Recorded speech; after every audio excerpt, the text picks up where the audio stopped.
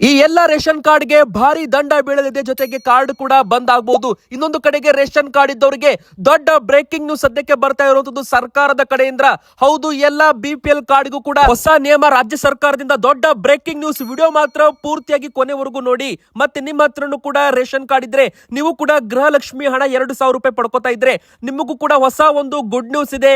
ಹಾಗೆ ಮತ್ತೆ 2,000 ರೂಪಾಯಿ ಹಣ ರಿಲೀಸ್ ಬಗ್ಗೆ, 4,000 ರೂಪಾಯಿ ಹಣ ಜಮೆ ಬಗ್ಗೆ, ದಸರಾ ಹಬ್ಬದ ಜಮೆ ಬಗ್ಗೆನೂ ಕೂಡ ದೊಡ್ಡ ಬ್ರೇಕಿಂಗ್ ನ್ಯೂಸ್ ಗೃಹಲಕ್ಷ್ಮಿ ಅಕೌಂಟ್ ಇದ್ದವರಿಗೆ.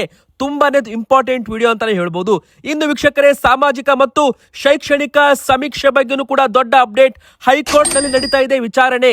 ಏನಾಗುತ್ತೆ ಅಂತಾನೂ ಕೂಡ ಈ ಒಂದು ವಿಡಿಯೋದಲ್ಲಿ ನೋಡೋಣ. ಹಾಗೆ ಉಚಿತ ಗ್ಯಾಸ್ ಸಿಲಿಂಡರ್ ನೀವು ಕೂಡ ಪಡೆದುಕೊಳ್ಳಬಹುದು. ಯಾವ ತರ ಪಡೆದುಕೊಳ್ಳಬೇಕು, ಯಾರೆಲ್ಲ ಅರ್ಜಿ ಹಾಕಬಹುದು, ಅದರ ಬಗ್ಗೆನೂ ಕೂಡ ಈ ಒಂದು ವಿಡಿಯೋದಲ್ಲಿ ಮಾಹಿತಿ ಕೊಟ್ಟಿರ್ತೇವೆ ವೀಕ್ಷಕರೇ. ಮತ್ತೆ ಮುಂದಿನ ಬರೋ ದಿನಗಳಲ್ಲಿ KSRTC ಬಸ್ ಪ್ರಯಾಣ ದರ ಏರಿಕೆ ಆಗಲಿದೆ. ಹೌದು, ಏಕೆ ಏರಿಕೆ ಆಗುತ್ತೆ, ಸರ್ಕಾರದಿಂದ ಬಂದಿರೋ ಮಾಹಿತಿಯನ್ನು. ಪ್ರಯಾಣಿಕರಿಗೆ ಒಂದು ಶಾಕಿಂಗ್ ನ್ಯೂಸ್. ಮಹಿಳೆಯರು ಕೂಡ ವಿಡಿಯೋ ಪೂರ್ತಿಯಾಗಿ ನೋಡಿ. ಫ್ರೀ ಇದೆ ಅಂತ ಅಲ್ಲ, ವಿಡಿಯೋನ ಪೂರ್ತಿಯಾಗಿ ನೋಡ್ತಾ ಇರಿ. ಹಾಗೆ ಈ ಒಂದು ಭಾಗಗಳಲ್ಲಿ, ಈ ಒಂದು ಜಿಲ್ಲೆಗಳಲ್ಲಿ ಭಾರಿ ಮಳೆ ಸುರಿಯಲಿದೆ ವೀಕ್ಷಕರೇ. ಹೌದು, ಕೆಲ ದಿನಗಳ ಬಿಟ್ಟು ಮತ್ತೆ ಕರ್ನಾಟಕದಲ್ಲಿ ವರುಣನ ಆರ್ಭಟ, ಗುಡುಗು ಸಿಡಿಲು ಸಹಿತ ಭಾರಿ ಮಳೆ ಆಗಲಿದೆ. ಯಾವ ಜಿಲ್ಲೆಗಳಲ್ಲಿ ಮಳೆ ಆಗುತ್ತೆ, ಮತ್ತೆ ನಿಮ್ಮ ಊರಲ್ಲೂ ಕೂಡ ಮಳೆ ಆಗ್ತಾ ಇದ್ರೆ ನಿಮ್ಮ ಊರಿನ ಹೆಸರನ್ನ ದಯವಿಟ್ಟು ನಮಗೆ ಕಮೆಂಟ್ ಮಾಡಿ. ಹೌದು ವೀಕ್ಷಕರೇ, ಇವತ್ತು ಸರ್ಕಾರದಿಂದ ಹೊಸ ಹೊಸ ಅಪ್ಡೇಟ್ಗಳು ಬಂದಿದ್ದಾವೆ. ಅದರಲ್ಲೂ ಮುಖ್ಯವಾಗಿ ರೇಷನ್ ಕಾರ್ಡ್ ಇದ್ದವ್ರಿಗಂತೂ ದೊಡ್ಡ ಬ್ರೇಕಿಂಗ್ ನ್ಯೂಸ್ ಅಂತ ಹೇಳ್ಬೋದು. ಸೊ ನಿಮ್ಮ ಹತ್ರನೂ ಕೂಡ ರೇಷನ್ ಕಾರ್ಡ್ ಇದ್ರೆ, BPL ಆಗಿರ್ಲಿ, APL ಆಗಿರ್ಲಿ, ಬೇಗನೆ ವಿಡಿಯೋಗೆ ಒಂದು ಲೈಕ್ ಮಾಡಿ. ಪ್ರತಿಯೊಬ್ಬರು ಕೂಡ ಬೇಗನೆ ವಿಡಿಯೋಗೆ ಲೈಕ್ ಮಾಡಿ.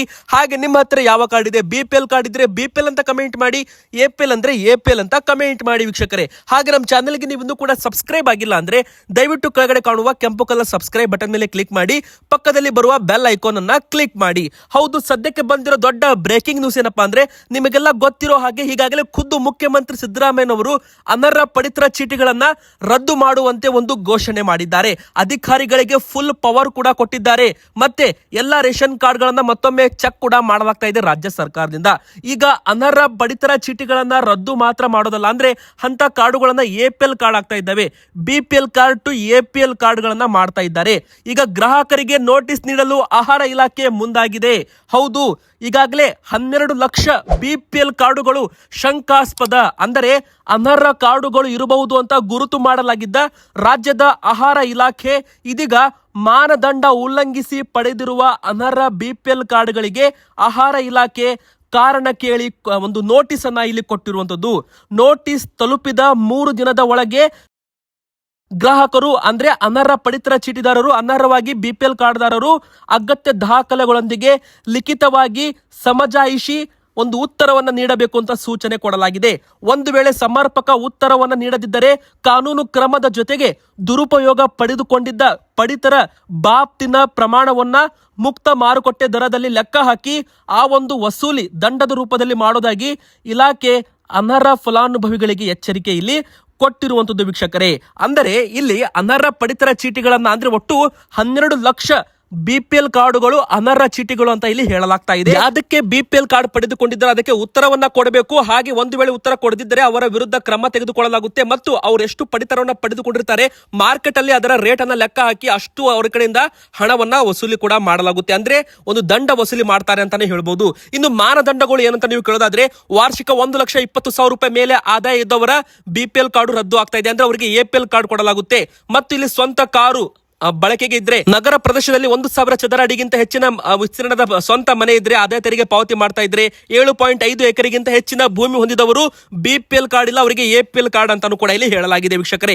ಇನ್ನು ಎರಡನೇದಾಗಿ ದೊಡ್ಡ ಬ್ರೇಕಿಂಗ್ ನ್ಯೂಸ್. ಗೃಹಲಕ್ಷ್ಮಿಯರಿಗೆ ಮೊದಲಿಗೆ ಸಿಹಿ ಸುದ್ದಿ ಬರ್ತಾ ಇದೆ. 2,000 ರೂಪಾಯಿ ಹಣ ಅಂತೂ ಈಗ ನಿಮಗೆ ಜಮೆ ಆಗುತ್ತೆ ವೀಕ್ಷಕರೇ. ಹೌದು, ಖುದ್ದು ಸಚಿವೆ ಲಕ್ಷ್ಮಿ ಹೆಬ್ಬಾಳ್ಕರ್ ಮೇಡಮ್ ಅವರೇ ದಸರಾ ಹಬ್ಬ ಉದ್ಘಾಟನೆ ಆದ ಬಳಿಕ ಮಾತನಾಡಿ ಇದರ ಬಗ್ಗೆ ಸ್ಪಷ್ಟವಾಗಿ ಹೇಳಿರುವಂತದ್ದು. 3 ದಿನಗಳ ಹಿಂದೆನೆ ಹಣವನ್ನ ಬಿಡುಗಡೆ ಮಾಡಿದ್ದೀವಿ ಅಂತ ಖುದ್ದು ಸರ್ಕಾರದ ವತಿಯಿಂದ ಸಚಿವ ಲಕ್ಷ್ಮಿ ಹೆಬ್ಬಾಳ್ಕರ್ ಮೇಡಮ್ ಅವರು ಗೃಹಲಕ್ಷ್ಮಿಯರಿಗೆ ಒಂದು ಗುಡ್ ನ್ಯೂಸ್ ಅನ್ನ ಇಲ್ಲಿ ಕೊಟ್ಟಿರುವಂತದ್ದು ವೀಕ್ಷಕರೇ. ಅಂದ್ರೆ 20ನೇ ತಾರೀಕಿಗೆ ಹಣವನ್ನ ಬಿಡುಗಡೆ ಮಾಡಲಾಗಿದೆ. ಇದು ಜುಲೈ ತಿಂಗಳ ಹಣ ಕೂಡ ಬಿಡುಗಡೆ ಮಾಡಿದ್ದೀವಿ ಅಂತ ಖುದ್ದು ಸಚಿವೆ ಮೇಡಮ್ ಅವರೇ ಹೇಳಿದ್ದಾರೆ. ಸೊ ಇಲ್ಲಿ ಎಲ್ಲ ಗೃಹಲಕ್ಷ್ಮಿಯರಿಗೆ ಒಂದು ಬಂಪರ್ ಸುದ್ದಿ ಏನಪ್ಪಾ ಅಂದ್ರೆ, ಈಗ ನಿಮಗೆ ಜೂನ್ ತಿಂಗಳವರೆಗೂ ಹಣ ಬಂದಿದ್ರೆ ಬೇಗನೆ ಕಮೆಂಟ್ ಅಲ್ಲಿ ಎಸ್ ಅಂತ ಕಮೆಂಟ್ ಮಾಡಿ, ಬಂದಿಲ್ಲ ಅಂದ್ರೆ ನೋ ಅಂತ ಕಮೆಂಟ್ ಮಾಡಿ. ಸರ್ಕಾರ ಏನ್ ಹೇಳ್ತಾ ಇದೆ, ಜೂನ್ ತಿಂಗಳವರೆಗೂ ಎಲ್ಲರಿಗೂ ಕೂಡ ಹಣ ಹಾಕಿದ್ದೀವಿ. ಜುಲೈ ತಿಂಗಳ ಹಣವು ಕೂಡ ಈಗಾಗಲೇ 3 ದಿನಗಳ ಹಿಂದೆ ಅಂದ್ರೆ 20ನೇ ತಾರೀಕಿಗೆ ಬಿಡುಗಡೆ ಮಾಡಿದ್ದೇವೆ. 10 ರಿಂದ 15 ದಿನ ಅಂದ್ರೆ ಇಲ್ಲಿ 2 ಅಕ್ಟೋಬರ್ ಇಂದ ಹಿಡಿದು 5 ಅಕ್ಟೋಬರ್ ಒಳಗೆ, ದಸರಾ ಹಬ್ಬದ ಒಳಗೆ ನಿಮಗೆ 2,000 ರೂಪಾಯಿ ಹಣ ಬರಲಿದೆ ಅಂತ ಖುದ್ದು ಸಚಿವೆ ಲಕ್ಷ್ಮೀ ಹೆಬ್ಬಾಳ್ಕರ್ ಮೇಡಮ್ ಅವರೇ ಇಲ್ಲಿ ಒಂದು ಮಾಹಿತಿಯನ್ನ ಕೊಟ್ಟಿರುವಂತದ್ದು. ದಸರಾ ಹಬ್ಬಕ್ಕೆ ಅಂತ ಈಗಾಗಲೇ ಬಿಡುಗಡೆ ಮಾಡಿದ್ದೇವೆ. ಹೆಣ್ಮಕ್ಳಿಗೆ ಅಂದ್ರೆ ಗೃಹಲಕ್ಷ್ಮಿಯರಿಗೆ ಉಪಯೋಗವಾಗಲಿ ಅಂತ ಬೇಗನೆ ಜುಲೈ ತಿಂಗಳ ಹಣವು ಕೂಡ ರಿಲೀಸ್ ಮಾಡಿದ್ದೀವಿ 2,000 ರೂಪಾಯಿ ಅಂತ ಖುದ್ದು ಸಚಿವೆಯವರು ಹೇಳಿದ್ದಾರೆ. ಮತ್ತೆ ಈ ಒಂದು 2,000 ರೂಪಾಯಿ ಹಣ ನಿಮಗೆ ದಸರಾ ಹಬ್ಬದ ಒಳಗೆ ಅಂದ್ರೆ 2 ಅಕ್ಟೋಬರ್ ಒಳಗೆ ಜಮೆ ಆಗುವ ಸಾಧ್ಯತೆ ಇದೆ ಅಂತ ಇಲ್ಲಿ ಹೇಳ್ಬಹುದು. ಇನ್ನು 2,000 ರೂಪಾಯಿ ಅಂದ್ರೆ ಇಲ್ಲಿ ಆಗಸ್ಟ್ ತಿಂಗಳದ್ದು ಮಾತ್ರ ಈಗ ಬಾಕಿ ಇರುವಂತದ್ದು. ಅದನ್ನು ಕೂಡ ಆದಷ್ಟು ಬೇಗನೆ ರಿಲೀಸ್ ಮಾಡ್ತೀವಿ ಅಂತ ಒಂದು ಭರವಸೆಯನ್ನ ಇಲ್ಲಿ ಕೊಟ್ಟಿರುವಂತದ್ದು. ಇದು ಗೃಹಲಕ್ಷ್ಮಿ ಬಗ್ಗೆ ಅಪ್ಡೇಟ್ ಆಗಿತ್ತು. ಇನ್ನು ಉಜ್ವಲ ಯೋಜನೆಯಡಿಯಲ್ಲಿ ಉಚಿತ ಗ್ಯಾಸ್ ಸಂಪರ್ಕ ನೀವು ಕೂಡ ಪಡಿಬಹುದು. ಅಂದ್ರೆ ವೀಕ್ಷಕರೇ, ಭಾರತ ಕೇಂದ್ರ ಸರ್ಕಾರ ಬಡ ಮಹಿಳೆಯರಿಗೆ ಒಂದು ಗುಡ್ ನ್ಯೂಸ್ ಕೊಟ್ಟಿದ್ದು.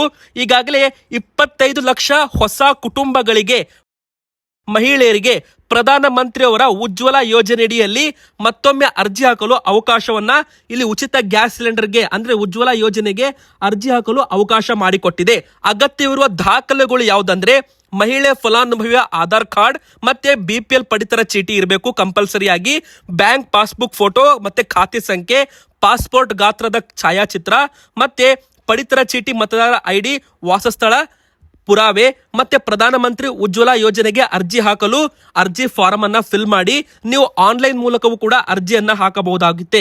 ಅಂದ್ರೆ ವೀಕ್ಷಕರೇ, ನೀವು ಇಲ್ಲಿ ಆನ್ಲೈನ್ ನಲ್ಲಿ ಅರ್ಜಿ ಸಲ್ಲಿಸಲು LPG ಕಂಪನಿಯ ಅಧಿಕೃತ ವೆಬ್ಸೈಟ್ಗೆ ಭೇಟಿ ಕೊಟ್ಟು ನಂತರ ಅಲ್ಲಿ ಉಜ್ವಲ ಯೋಜನೆ 2.0 ಅನ್ನ ಆಯ್ಕೆ ಮಾಡಿ ನಂತರ ಒಂದು ಅರ್ಜಿ ಫಾರಂ ಬರುತ್ತೆ. ಅಲ್ಲಿ ಇರುವ ಎಲ್ಲ ಅಗತ್ಯ ದಾಖಲೆಗಳನ್ನ ಭರ್ತಿ ಮಾಡಿ ನೀವು 10 ರಿಂದ 15 ದಿನಗಳಲ್ಲಿ ಈ ಒಂದು ಉಚಿತ ಗ್ಯಾಸ್ ಸ್ಟೋವ್ ಸಿಲಿಂಡರ್ಗಳನ್ನ ಪಡ್ಕೋಬಹುದಾಗುತ್ತೆ ಅಂತಾನು ಕೂಡ ಇಲ್ಲಿ ಹೇಳಲಾಗಿದೆ.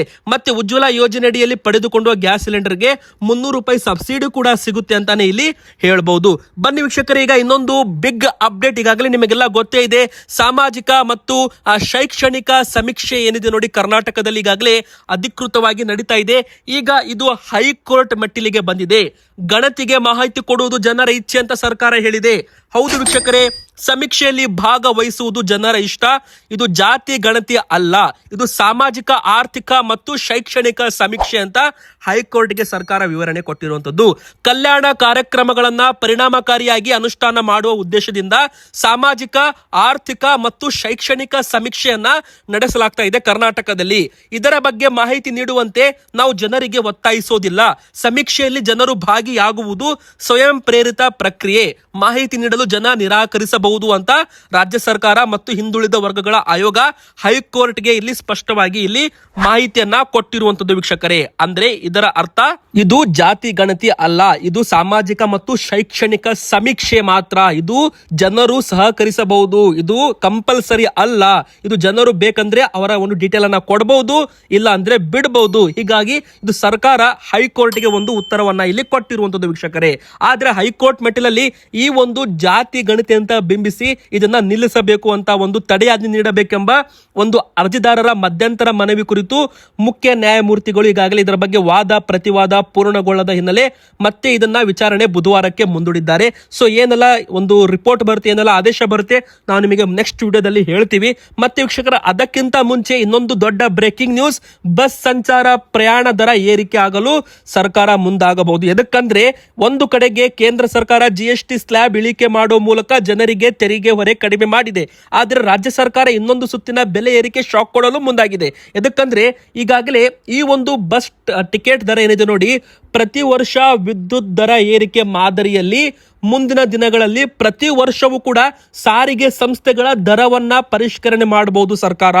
ಅಂದ್ರೆ ಇಲ್ಲಿ ಮೊದಲಿಗೆ ವಿದ್ಯುತ್ ದರ ಯಾವ ತರ ಪರಿಷ್ಕರಣೆ ಆಗುತ್ತೆ ನೋಡಿ ವರ್ಷಕ್ಕೆ, ಅದೇ ತರ ಈ ಒಂದು ಬಸ್ಗಳ ಟಿಕೆಟ್ ದರವೂ ಕೂಡ, ಪ್ರಯಾಣ ದರವೂ ಕೂಡ ಇಲ್ಲಿ ಪರಿಷ್ಕರಣೆ ಪ್ರತಿ ವರ್ಷವೂ ಕೂಡ ಇಲ್ಲಿ ಮಾಡಲು ರಾಜ್ಯ ಸರ್ಕಾರ ಒಂದು ಸಮಿತಿಯನ್ನ ರಚನೆ ಮಾಡಿದೆ. ಇದರ ಬಗ್ಗೆ ಒಂದು ಎಲ್ಲ ಡೀಟೇಲ್ ಆಗಿ ಮಾಹಿತಿ ಕಲೆ ಹಾಕುವಂತೆ ಸಮಿತಿಯನ್ನ ಇಲ್ಲಿ ರಚನೆಯನ್ನ ಮಾಡಿರುವಂತದ್ದು.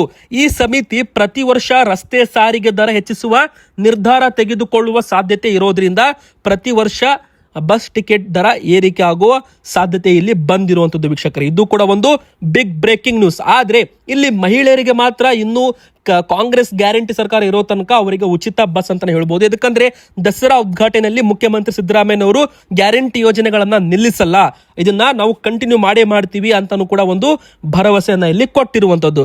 ಬನ್ನಿ ವೀಕ್ಷಕರೇ, ಈಗ ಕೊನೆಯದಾಗಿ ಕರ್ನಾಟಕದಲ್ಲಿ ಮತ್ತೆ ಭಾರಿ ಮಳೆ ವೀಕ್ಷಕರೇ. ಹೌದು, ಯಾವೆಲ್ಲ ಜಿಲ್ಲೆಗಳಲ್ಲಿ ಭಾರಿ ಮಳೆ ಆಗುತ್ತೆ, ಯಾವೆಲ್ಲ ಜಿಲ್ಲೆಗಳಿಗೆ ಅಲರ್ಟ್ ಅನ್ನ ನೀಡಲಾಗಿದೆ ಅಂತ ನಾವು ನಿಮಗೆ ಹೇಳೋದಾದ್ರೆ, ಮೊದಲಿಗೆ ಉತ್ತರ ಒಳನಾಡು, ದಕ್ಷಿಣ ಒಳನಾಡು ಹಾಗೂ ಕರಾವಳಿ ಭಾಗದ ಜಿಲ್ಲೆಗಳಲ್ಲಿ ಭಾರಿ ಮಳೆ ಆಗುವ ಮುನ್ಸೂಚನೆ ಇದೆ. ಈ ಒಂದು ಕೆಲವು ಜಿಲ್ಲೆಗಳಲ್ಲಿ ಯೆಲ್ಲೋ ಅಲರ್ಟ್ ಕೂಡ ಘೋಷಣೆ ಮಾಡಲಾಗಿದೆ. ಅಂದರೆ ಶಿವಮೊಗ್ಗ, ಕೊಡಗು, ಹಾಸನ, ಚಿಕ್ಕಮಗಳೂರು, ದಕ್ಷಿಣ ಕನ್ನಡ, ಉತ್ತರ ಕನ್ನಡ, ಉಡುಪಿ, ಬಾಗಲಕೋಟೆ, ಬೀದರ್, ಕಲಬುರಗಿ, ಕೊಪ್ಪಳ, ರಾಯಚೂರು, ವಿಜಯಪುರ ಮತ್ತು ಯಾದಗಿರಿ ಜಿಲ್ಲೆಗಳಲ್ಲಿ ಭಾರಿ ಮಳೆ ಆಗುವ ಸಾಧ್ಯತೆ ಇದ್ದು, ಇಲ್ಲಿ 29ನೇ ತಾರೀಕಿನವರೆಗೂ ಮೋಡ ಕವಿದ ವಾತಾವರಣ, ಮಳೆ ಆಗೋದ್ರಿಂದ ಯೆಲ್ಲೋ ಅಲರ್ಟ್ ಅನ್ನ ಇಲ್ಲಿ ನೀಡಲಾಗಿದೆ. ಇನ್ನು ಬಳ್ಳಾರಿ, ಬೆಂಗಳೂರು ನಗರ, ಗ್ರಾಮಾಂತರ, ಚಾಮರಾಜನಗರ, ಚಿಕ್ಕಬಳ್ಳಾಪುರ, ಚಿಕ್ಕಮಗಳೂರು, ಚಿತ್ರದುರ್ಗ, ದಾವಣಗೆರೆ, ಹಾಸನ, ಕೊಡಗು, ಕೋಲಾರ, ಮಂಡ್ಯ, ಮೈಸೂರು, ದಕ್ಷಿಣ ಒಳನಾಡಿನ ರಾಮನಗರ ಸೇರಿದಂತೆ ಹಲವಾರು ಜಿಲ್ಲೆಗಳಲ್ಲೂ ಕೂಡ ಭಾರಿ ಮಳೆ ಆಗುವ ಸಾಧ್ಯತೆ ಇದೆ ಅಂತಾನೂ ಕೂಡ ಇಲ್ಲಿ ಹವಾಮಾನ ಇಲಾಖೆ ಮಾಹಿತಿಯನ್ನ ಇಲ್ಲಿ ಕೊಟ್ಟಿರುವಂತದ್ದು. ಇನ್ನು ಕರಾವಳಿಯ ಉಡುಪಿ, ಉತ್ತರ ಕನ್ನಡ, ದಕ್ಷಿಣ ಕನ್ನಡ, ಮಲೆನಾಡಿನ ಚಿಕ್ಕಮಗಳೂರು ಆ ಭಾಗದಲ್ಲೂ ಕೂಡ ಯೆಲ್ಲೋ ಅಲರ್ಟ್ ನೀಡಲಾಗಿದೆ. ಇವತ್ತಿಗೆ ಇಷ್ಟ ಆಗಿತ್ತು. ನಿಮ್ಮ ಊರಲ್ಲೂ ಕೂಡ ಮಳೆ ಬರ್ತಾ ಇದ್ರೆ ನಿಮ್ಮ ಊರಿನ ಹೆಸರನ್ನ ಕಮೆಂಟ್ ಮಾಡಿ. ವಿಡಿಯೋ ಇಷ್ಟ ಆಯ್ತಾ? ವಿಡಿಯೋಗೆ ಬೇಗನೆ ಲೈಕ್ ಮಾಡಿ, ನಮ್ಮ ಚಾನೆಲ್ಗೆ ಸಬ್ಸ್ಕ್ರೈಬ್ ಆಗಿ. ಇದೇ ತರ ಟ್ರೆಂಡಿಂಗ್ ಅಪ್ಡೇಟ್ಸ್ಗಳು ನಿಮಗೆ ಸಿಗ್ತಾ ಇರುತ್ತೆ.